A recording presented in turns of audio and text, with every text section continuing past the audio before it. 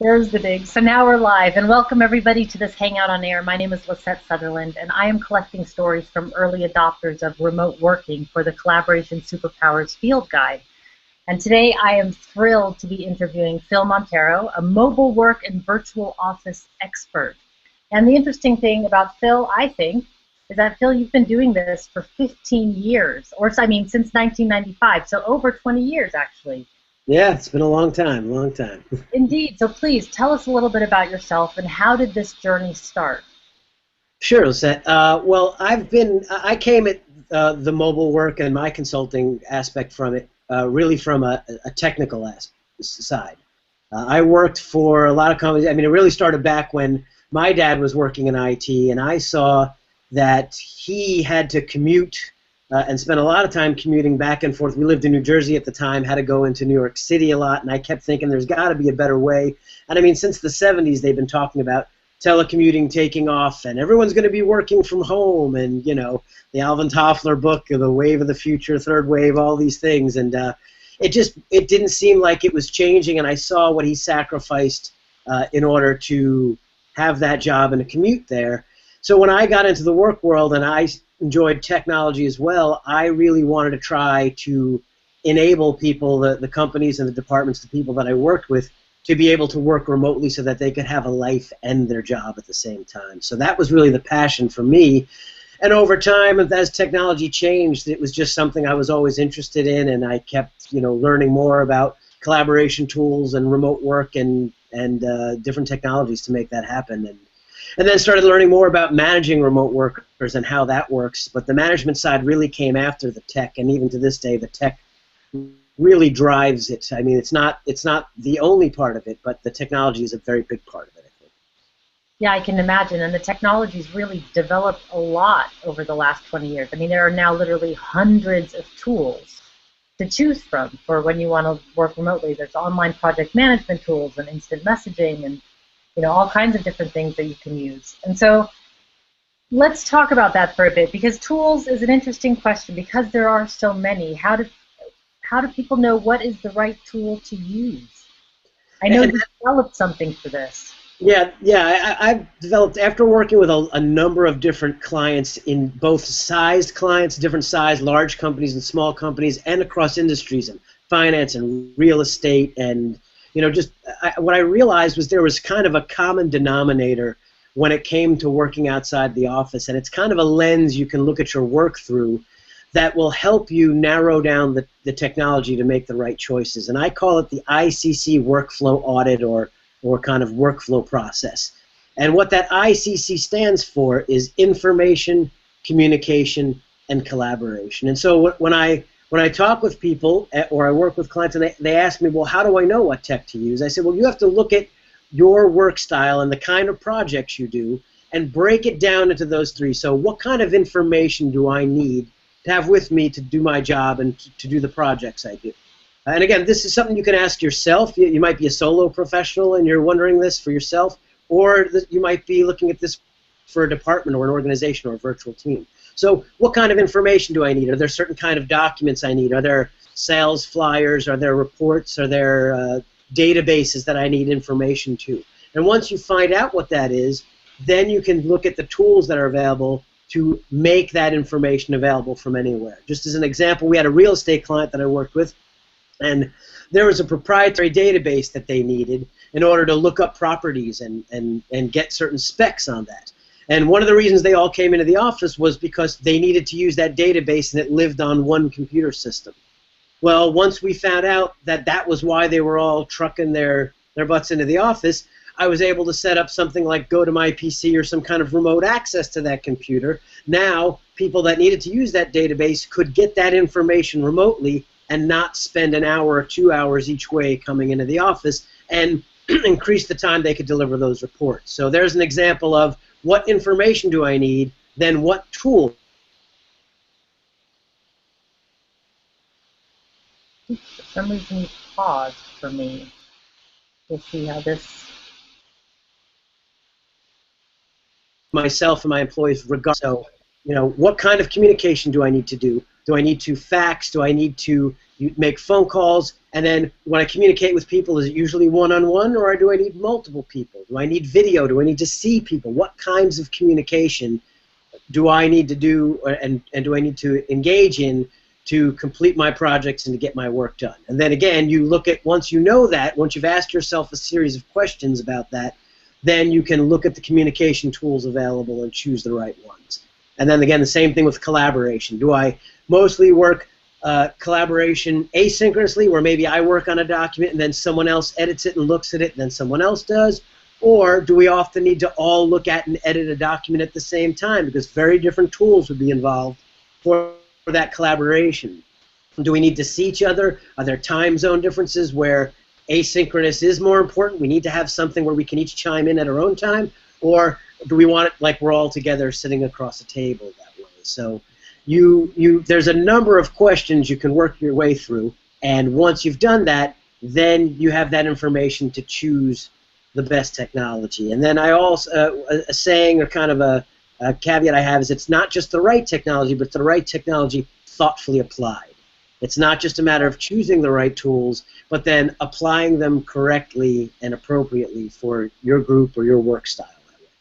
Right, because I can imagine that there's a learning curve, of course, for the team. Some people will take to it quicker than others, and maybe you'd want to use a simpler tool based on the type of team member that you have. Yeah, I can see that there's a lot of variables in picking a tool.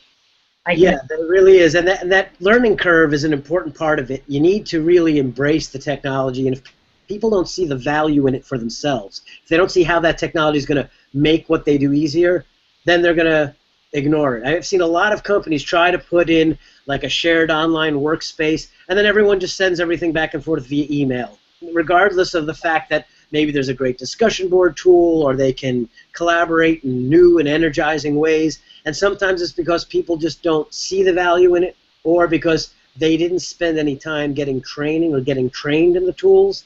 A lot of technology is unfortunately done with a sink or swim mentality. They get thrown the technology at them, and they say, okay, now work remotely and collaborate remotely. Well, if there's no training involved and people don't have time to play with the tool, then the adoption is going to really suffer. And so one of the things I suggest is what I call sandbox time, and that's to find a way to use the tool for a non-work related task. So, if it's a collaboration space, maybe have everybody go in and post a story or write a story together, something fun that they can do, where it's kind of building the team unity, and it's bringing the team together, so it's like a team building exercise, but it's also using the technology. If there's a way to have a shared workspace where you have a photo and some text, well then maybe each person writes a little bio, puts a photo of themselves, and answers 3 questions or 5 questions about themselves. But there's ways to use the technology without the pressure of a work project being there.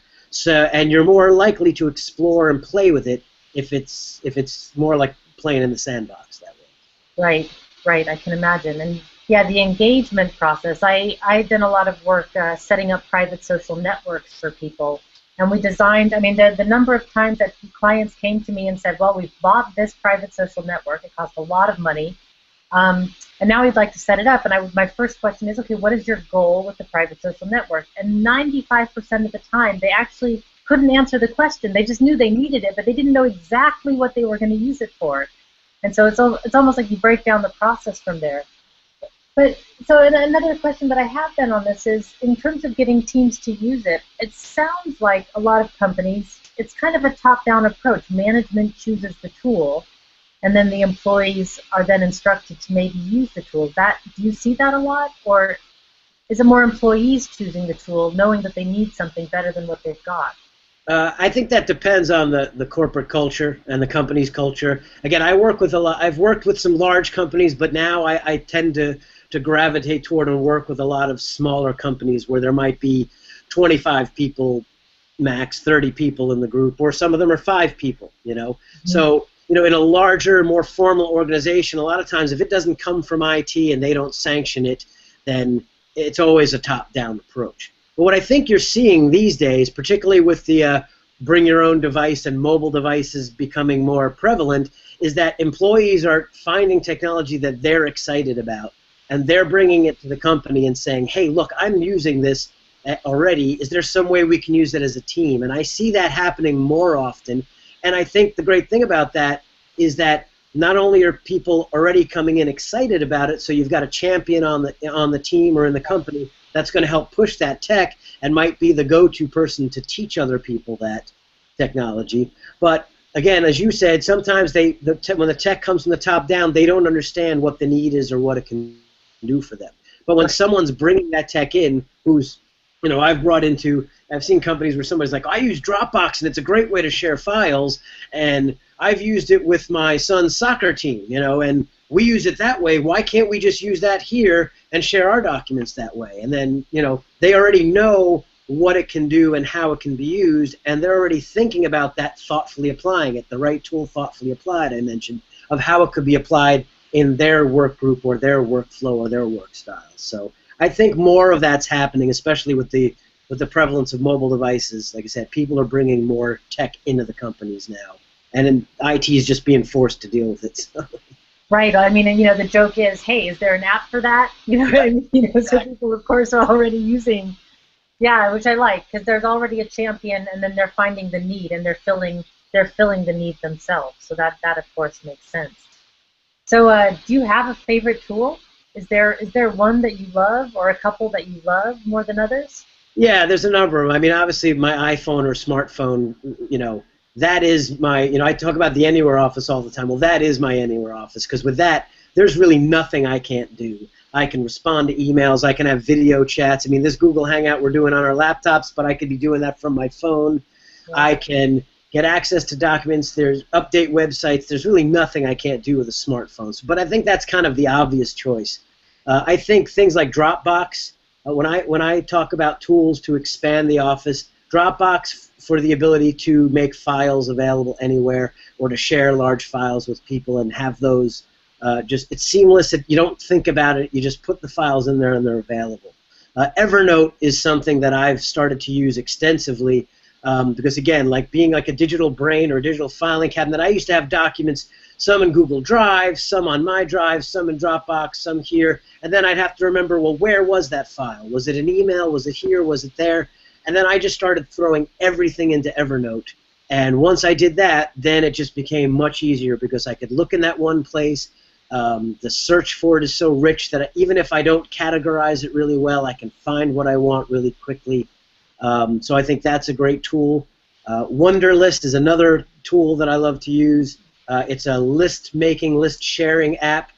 So for to-do lists, share to-do lists and tasks, things like that, I think those are ideal. I also am a big believer in online shared workspaces if you're working in larger teams. I think if you're a smaller, again, solo professional, small group, then plugging together a bunch of different tools like Evernote or Dropbox is a great way to go. But if you have a larger organization, then things like Basecamp or Teamwork PM are great tools because they, within them, have shared calendars, shared task lists,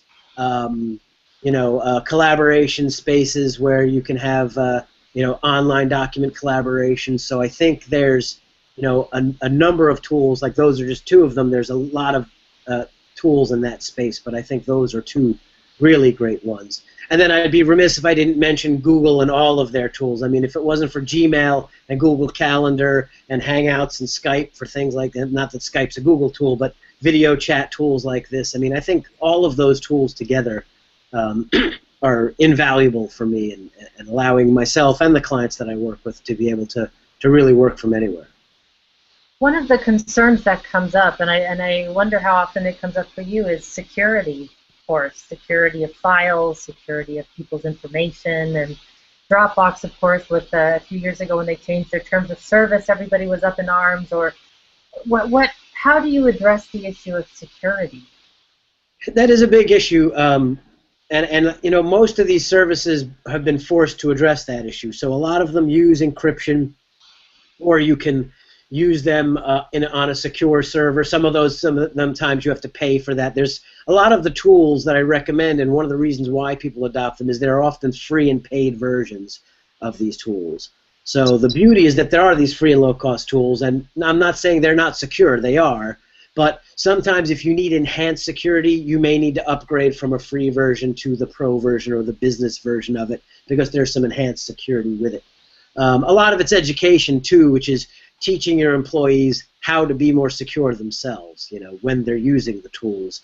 So, be careful if you're in a coffee shop and you're logging onto an open Wi-Fi network versus using a VPN or some kind of secure network. And, something as simple as peering eyes over your shoulder when you're working on documents and things. And so I think, with anything, you want to set up guidelines. I think when you set up teamwork guidelines, and I'm a firm believer in communication guidelines, I think you also need to set up guidelines for security and the kind of tools that you're going to use in an organization or your team. Okay, interesting. So then on to a different question then, which is, I'm curious about, so you've got this work anywhere, and do you mostly work from home or are you on the road? What does your work anywhere situation look like? Yeah, my anywhere office is, I work here out of my home quite a bit, but I'm also, a stay-at-home dad. I have 2 kids, so the beauty of my work anywhere situation is that I get to spend a lot of time with my kids. Sometimes it's hard to find time to get the work done when you're doing that, but again, the beauty is I can work here out of my house, but I can also work from almost anywhere I am. So if I'm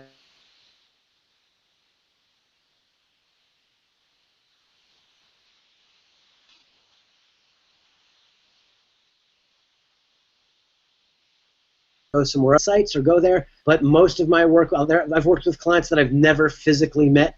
We just have chats like this, or we just talk over the phone. I do a lot of remote, whether I'm getting into their computers remotely to help them set up or configure technology, or we're just collaborating via email or some of the tools I mentioned. So I don't have a formal office at all. I just work from wherever I want to or wherever I need to. Well, yeah, and one of the things that's coming up a lot these days, or I'm reading a lot these days, and really what I gravitate towards is work is not somewhere you go, of course. Work is something that you do, and I think a lot more people are making that switch. Slowly, but definitely we're making that switch. Yes, too slowly, if you ask me, from someone who's been doing this for 20 years, like you said. I keep expecting companies to embrace it more fully than they are. And it's still taking companies a long time to do that. In fact, I used to be much more of an evangelist, and I used to get out and spend a lot of my time trying to convince companies why they should telework. And I don't even use the word telework. I use more virtual teamwork and collaboration these days, because telework, I think, kind of has a stigma behind it, that word. But I would try to get them to embrace this and see the value in it. And I got so tired of just talking to deaf ears, that instead I kind of shifted my own business model, and I just started working with people who knew they were doing this and wanted to do it better.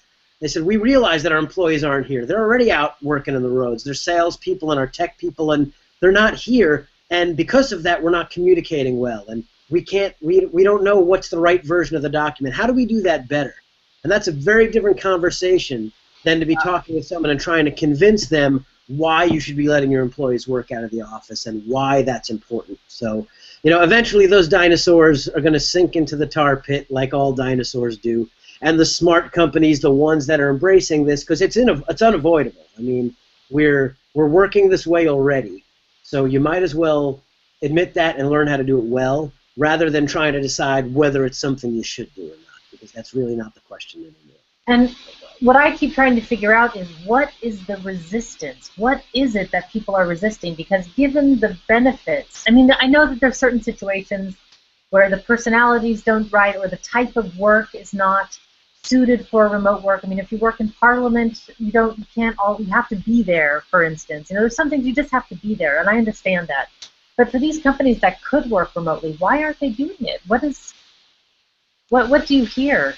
Yeah, I'll tell you, and you're right about that. And just to be clear on that, not every job and not every personality type is right for remote work. If you can't manage yourself and you don't have a basic grasp of your technology and you're not a good communicator, if you can't communicate well in the office, I'll tell you what, you're really not going to communicate well when you're out of the office. So anything that is an issue when you're co-located gets magnified when you're not. But I find that the biggest resistance to remote work and telework, whatever you want to call it, is management.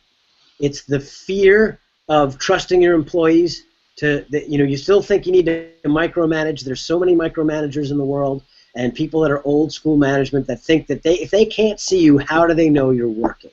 Right. And that's so ridiculous, because it should all be based on deliverables and clear objectives. It blows my mind that people go into a college situation, a college or university, and nobody micromanages them. You have a report that's due, you have classwork that's due, and you're told, here's what's expected, here's how you get an A, this is the kind of work that gets an A, this is what gets this is what I expect of you. There's certain milestones. Maybe I need to see an outline here, or you need to have this done by this done by this, and then you're left. You work in the library, you pull an all-nighter, you do whatever you want. Nobody manages you there.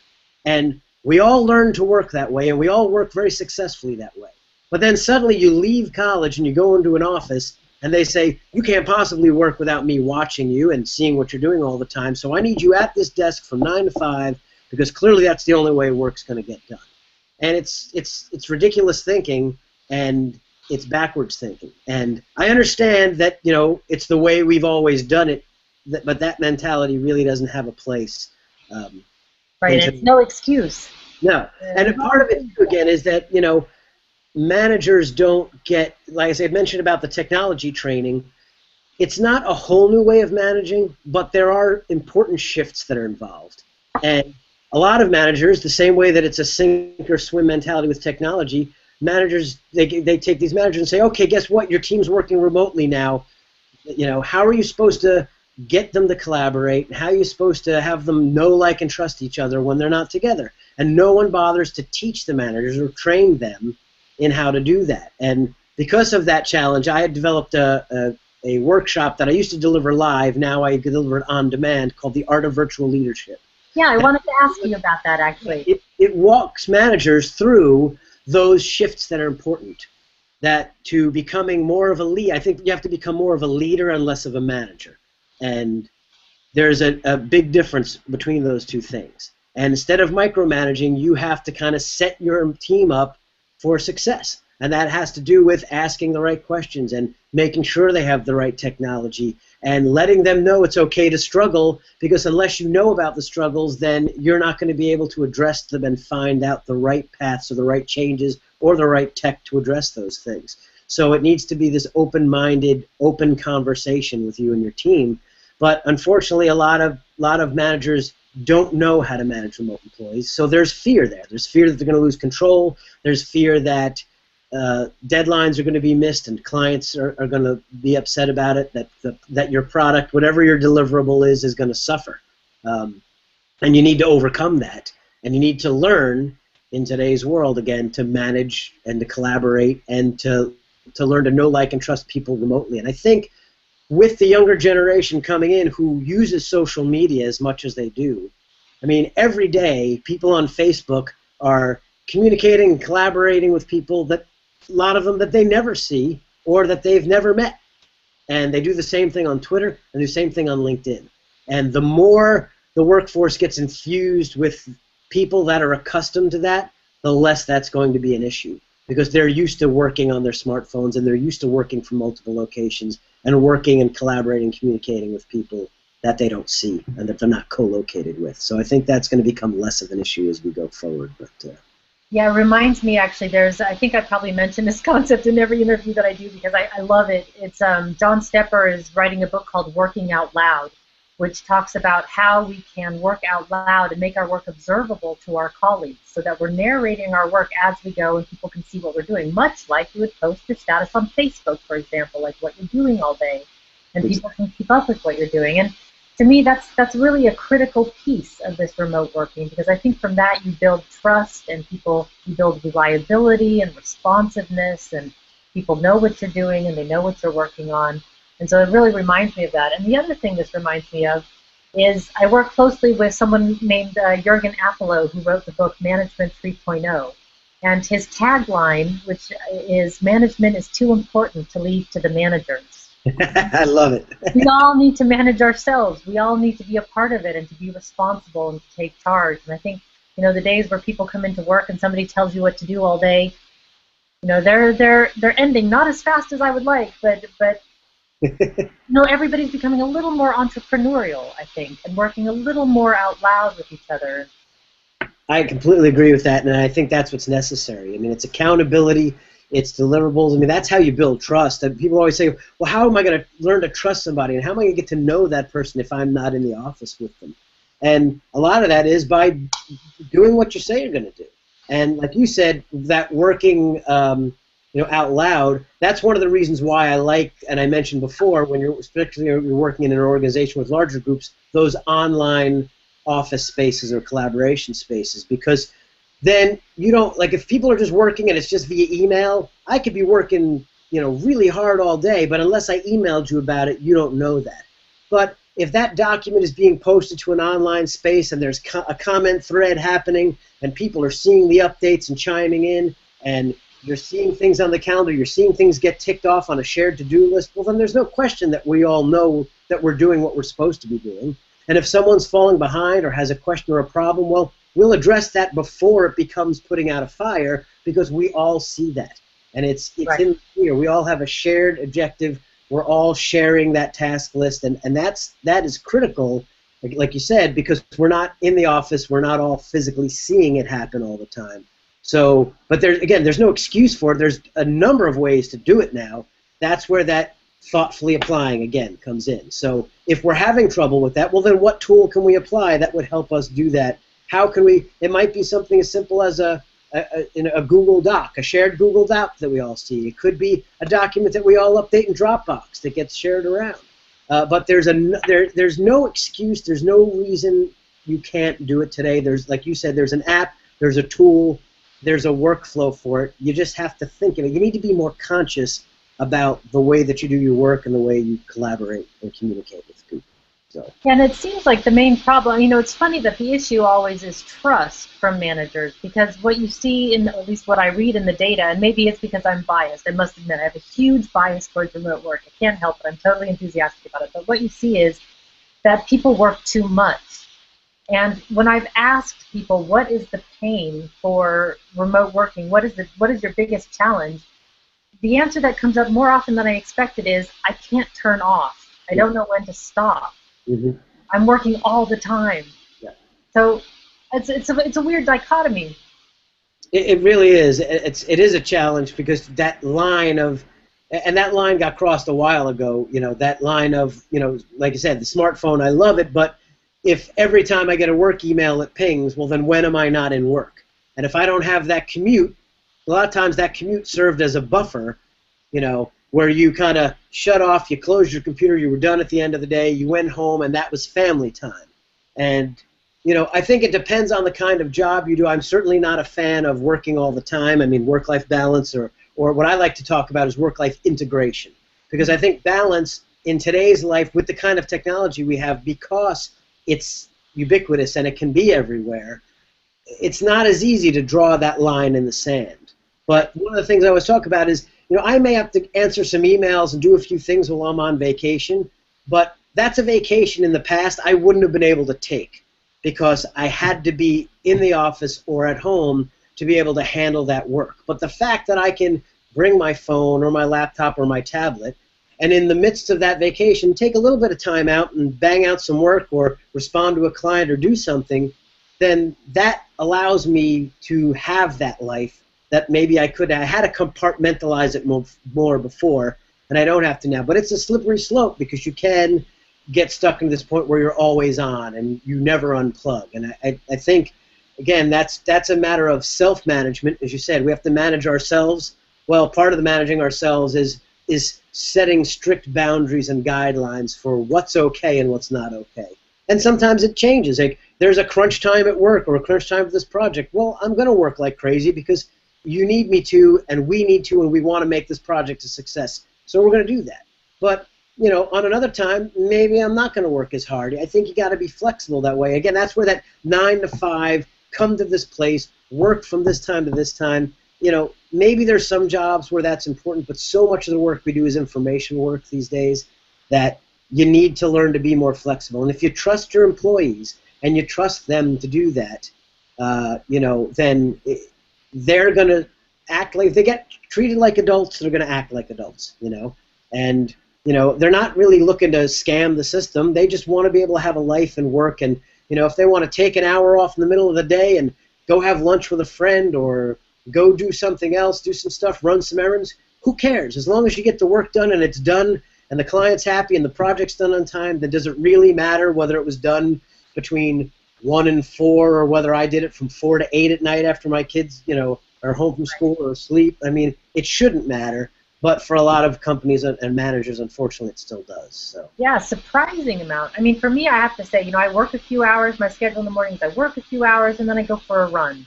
Mm-hmm. It's often during my runs that I have my best ideas. I mean, I have my smartphone with me, and I'm constantly like, note to self, when you get home, make sure that you add this to the report. This is a brilliant thought. That's right. That's what Siri is great for. I'm always telling her to remind me things later when I get home because of that. And it's interesting. There's some people that have done some really interesting work with that, with what's called, I'm sure you've probably heard of it, ROWE, R-O-W-E, a results-only work environment. And there's some companies that have really embraced that, which is the employees don't really have a set schedule at all. It's pretty much just as long as you get the work done, then you come and go as you please, and you do what you need to. And that's been very successful for some companies. For some companies, that's a little too aggressive or too. But I think there's there, Yeah, so it's really going to results oriented instead of are you here from 9 to 5, which always seems a bit absurd. Yeah. So it's a matter then of managers outlining the constraints, outlining the proper constraints, giving the team the autonomy to then get it done on whatever terms that they need to get it done on. And actually, one thing that you said in this conversation is in college we are treated this way. Mm-hmm. This is how you're right. This is how things are done, and it didn't occur to me that there was such a difference. But it's true. In college, we're treated like adults, like autonomous adults. That submit this report at the end of the semester, and this is what it needs to contain, and however you do it is however you do it. And then we get into the workforce, it totally changes. Yeah, we just spent learning how to work. When to tell us that we need to work a different. Yeah, it's strange. We start out on the right foot, and we. So in terms of in your home office, what are the kinds of things? I'm curious about what your home office looks like. I mean, we're getting a little bit of a glimpse right now, but what is it? Do you have a certain ritual or a work-life integration? I'm curious about the work-life integration aspect of it all. In particular, I'm curious about this. Yeah. Well, one thing I have is a door that I can. That's important with kids. Yeah. I play with Daddy all the time when he's home. Sometimes I close that door and I can focus and get the work done that I need to. And sometimes I have to do things like turn off the distractions of things like Skype or Facebook. You get distracted by some of those things that go off the wayside. Being able to focus or turn off certain technology, you need to focus that way. I think is really important. Sometimes I get out of the office, even though it's a home office. Even if it's a simple going to the backyard or going to the room to work. I think it's important to change because sometimes it helps you buckle down and get focused. There are a lot of distractions in the home itself, so sometimes it's good to choose a place to work. Right, so turn off the distractions and or sometimes, just change your perspective. Go to the coffee shop, go to the library, travel somewhere. That's right. So in terms of the companies then that you've coached, what are the biggest challenges that they're coming up with? So people have a tool and they're learning how to communicate. What do you see as some of the big hurdles that are there common hurdles that everybody's overcoming? Or does it vary a lot? I think it varies, but I think it does. There's certain things that come up. One is with people having all these mobile tools like smartphones and tablets. I think a question that they often come up with is, we've got all this, how do we get it all synchronized seamlessly together? I don't want to have to create a calendar here and there. I want that to follow me. Because people are working from so many different devices now. So you want to be able to pick up your tablet or your phone and just be able to get down to work and have access to the same things you have access to. So I think from a technology standpoint, again, choosing the right tool, big one. What tool are you using? And then how do I get them to collaborate across devices? Before I used to take my laptop and I bring it home, and I'm working on the same computer there that at work that I work at home. But now it's different because I might start a project on my laptop, do part of it on my tablet, and then be somewhere with my phone and need to do a little bit of it there. The ability to kind of synchronize it or organize. Sometimes you just work on the same document because it's in the cloud, but you're accessing it from multiple places.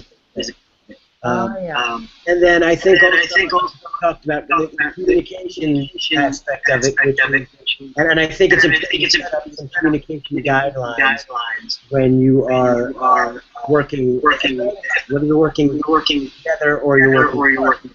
And that by those guidelines, things like how often should we check an email, and what's the timeliness of a response, and is it a phone call or an email? Which is our hierarchy of, because some people like to send text messages, some people like to use Skype, and some people are email people and check it all day. If you've got a bunch of people and they're all using different communication styles, that can get very confusing. So I think you need to set up some ground rules. It's always said if you need to communicate about how you're going to. So decide that an email gets a 2-hour turnaround time, then I know if I send an email that I would expect. If I'm somebody that checks email every time it pings on my phone, and another teammate of mine only checks email twice a day, and I send him an email, after 20 minutes he doesn't reply, now trust is eroding. I'm thinking, is he working? Is he there? Why isn't he replying to me? Maybe he didn't get my email, and I'm wasting all this time and worrying when it's just that we both have different communication styles. So I think you need to set up some basic communication ground rules based on what's the really important thing. If it can wait at least 2 hours, that's our timeliness that we set up for responding to email. Then we use email. If it's something that everyone we don't CC everyone, we post a discussion board on the property, or we put it somewhere else. But I think we need to have those guidelines thought out and decided together as a group from the beginning. It makes it much easier. Yeah, I can imagine. I mean, I've run into this issue myself sort of in a different way, which is I had somebody that I worked with who used email like an instant messaging system. And for me, I hate email. I mean, I just get so many, it's like I'm constantly fighting inbox zero. And so I would just get these constant ramblings, like 10 emails in a row, just, when it could have been in one email, or I thought, or just use an instant messaging system. That would be much better for me. But I had to, for her, she couldn't not do it for some reason. And so I had to adapt and learn, okay, I'm going to get 10 emails in a row. It's going to be okay. I just had to adapt that would be our communication style. So I think you're right, agreeing up front.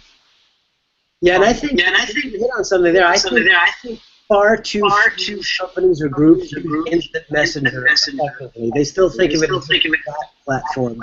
But that one thing that helps groups when they're working remotely, a virtual team, is that sense of presence. And you lose that when you're not working in the office.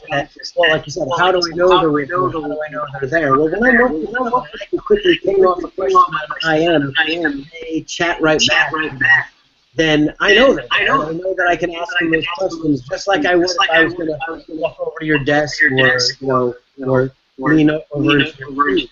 And I also, what I love about IM is that, and it's something else I talk about with communication, because I think communication is a critical part of all is can escalate the level of communication. So maybe we start typing back and forth in IM, and then we need some images or something so we can share a desktop and do something like that from there. And then from there, if we really need each other and that's still getting bogged down, then we can escalate it to a video chat. So there becomes this kind of escalation of communication based on what the needs are.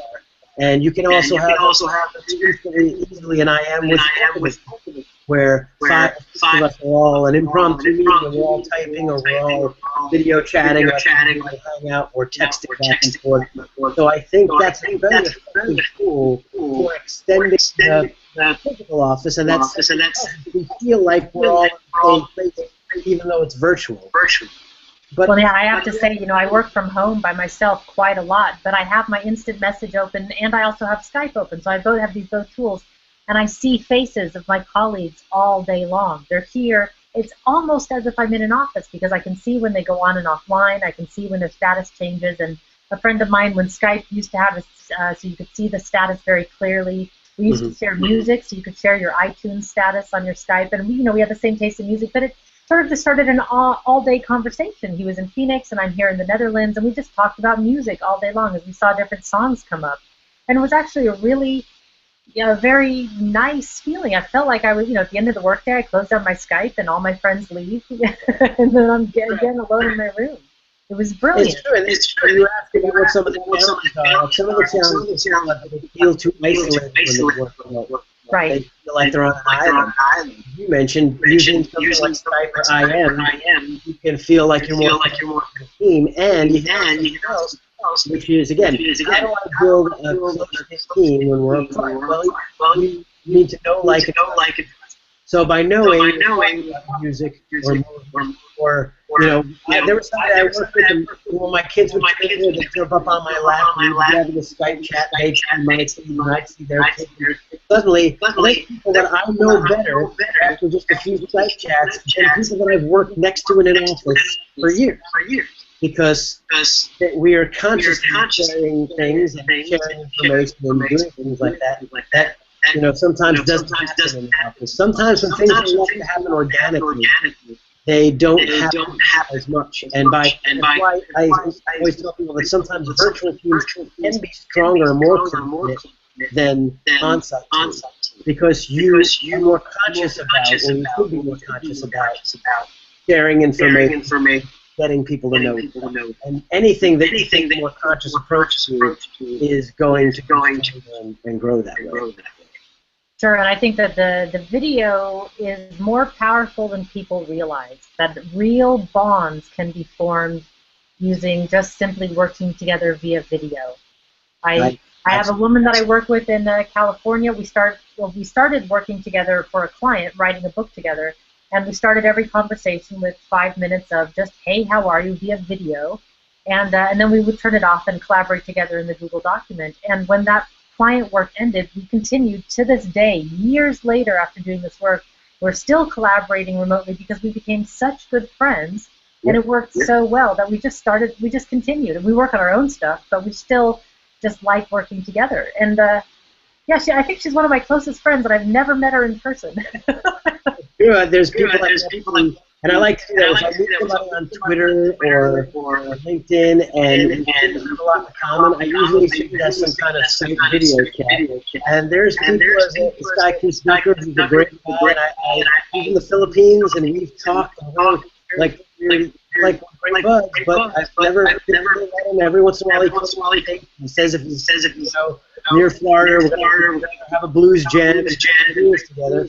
But, this is a guy that I only met through social media, but like I was talking about escalating it. If I meet someone on social media, and we seem to have a lot in common, try to set up at least once, twice, some kind of Skype chat. I usually prefer to do it with video, because I just feel like after that, all of our conversations, all of our interactions from that point on are already at a much higher, because we see each other and put the face. Also, something as simple as putting your photo in your email. When you and I have been exchanging emails, I have my little photo at the bottom, because just to have a face to attach to that name, just a big difference in realizing that's a real thing.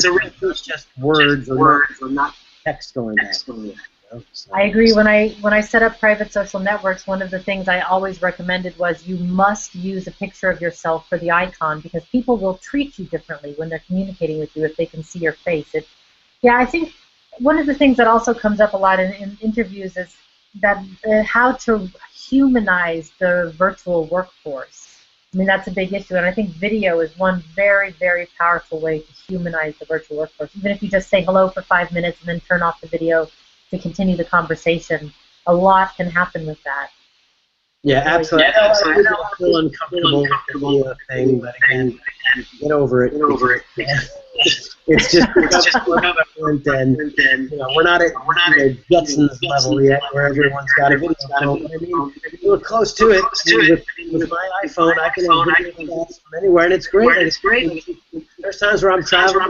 If I'm somewhere and I can't see my couple of days, but I can have a Skype chat with them. I can say goodnight to them, or leave them a story. I'm not there. And that ability to collaborate like that, or just to share. My friend and I used to watch a lot of football games together when I used to live in the New York area. But now I'm here in Florida. Every once in a while, we'll watch a game, and the Skype channel open, and it's like you're sitting on the couch next to me. Keep the laptop there, and we'll be watching the game with each other and talk. We raise our glass to the camera. We have fun with that. Our living room, my living room is his living room, and his is mine. It's extended that way. It's pretty amazing. Technology is enabling people to do.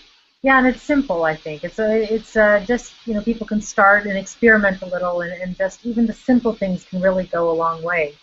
Which brings me to one of my last questions, which is, how do you advise people to start? I mean, if there's a team that wants to start working remotely, where do you start with them? Yeah, if a team wants to start remotely, I suggest one of the things like I mentioned, looking at that information communication collaboration. Because you don't want to go out there without some forethought and then suddenly be struggling because you don't have the documents, so you don't have some tools. So I think it starts with taking a step back and looking at the work that you do, and maybe take one project that you're working on and kind of work your way up that way and say, okay, let's take this project and put it out and use this discussion space, or use IM, or maybe you do it go wild with it, but you start doing it a couple of days. Even for companies that are looking for employees, I say, well, maybe say every Wednesday or every Wednesday or Friday, people are going to work from home. So if everything's the next day everyone's going to be on site, and you can talk about what went wrong and deal with it and figure out what you need to do better. So instead of saying, okay, next month we're going to be working on site, you start slowly that way. Some companies don't need to do that, or some do because they're comfortable enough.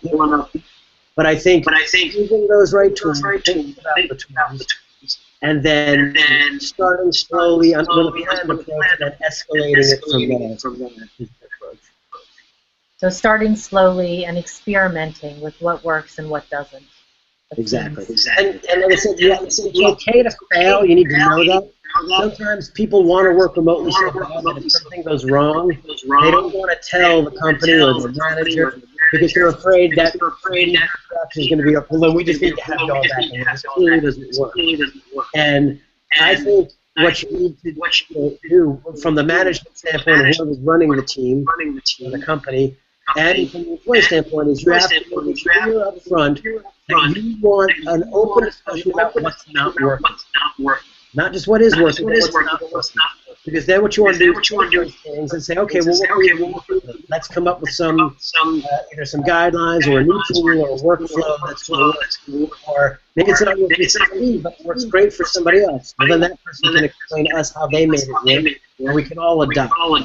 And then we fix that. And there's always going to be a challenge, but hopefully the challenge is different from project to project, from year to year, so that you're developing. Technology is going to change. There's going to be new tech that wasn't there before, or broadband gets so fast. So video wasn't an option because we didn't have fast enough internet connection.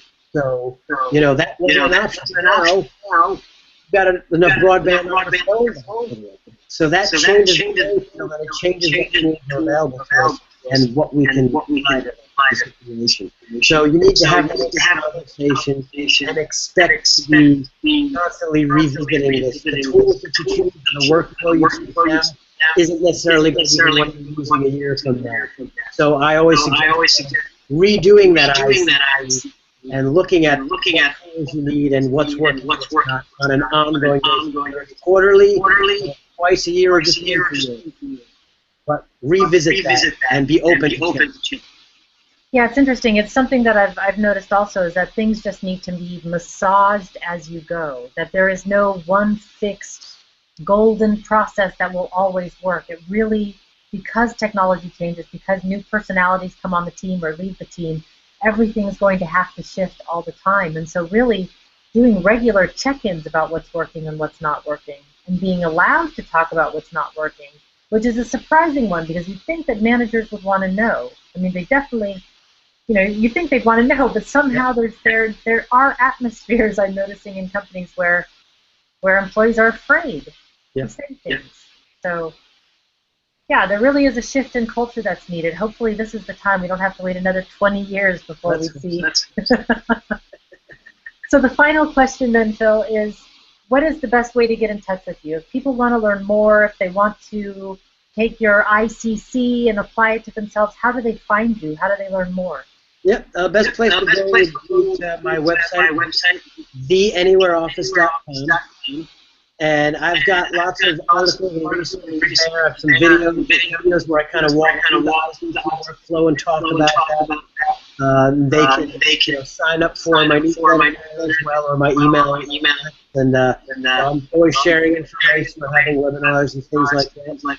And also follow me on Twitter. That's one of my favorite social media. That's at Phil Montero, or just go to the website and they can follow me there. And then right now I have a second website at youcanworkfromanywhere.com. But in the very near future, that's where a lot of the information about the art of virtual leadership and my workshop is. But very soon I'm everything to the Anywhere Office because I got tired of maintaining sites, and everything's going to wind up being the Anywhere Office. Okay, great. Well, thanks so much. This has been a fabulous conversation. I've actually learned quite a lot of new things.